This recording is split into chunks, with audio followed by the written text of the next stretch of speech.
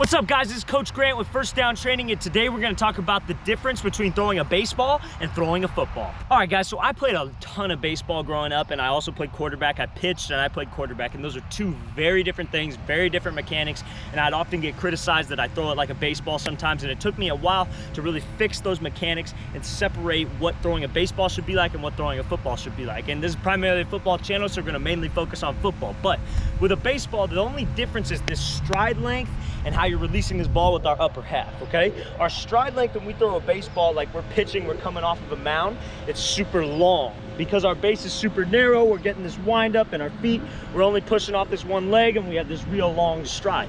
Now, throwing a football for quarterbacks, we know that if our base is narrow and we push, we have a long stride. So we want to keep our feet just outside of our shoulders and be driving, and instead of pushing off of this mound, we're still pushing off of this inside arch, but this front leg is out here to catch us, right? This front leg is out here to catch us. We don't have to have this long stride to generate power. That's why a wide base comes into play, and we can move around more effectively in this pocket, guys. Now, another difference is that the way baseball players throw it, it's primarily with their arm. They're putting a lot of stress on their shoulder, on their elbow. As quarterbacks, we're putting all of our stress, all of our force comes from our hip. Make sure our hips are firing, from our legs, and from our core rotation. Baseball players put a lot of stress on this elbow, on this shoulder, because they're throwing primarily with their arm.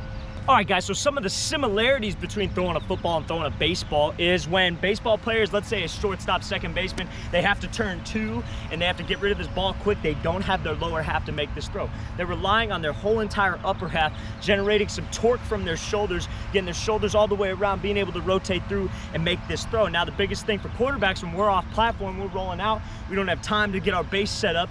We have to make sure we get our shoulders torqued to get some force on this ball. Those are some similarities between the two, but overall they're very different throws. Very different athletes play the game, but some can make it work, but you got to make sure that you get some shoulder torque on this ball.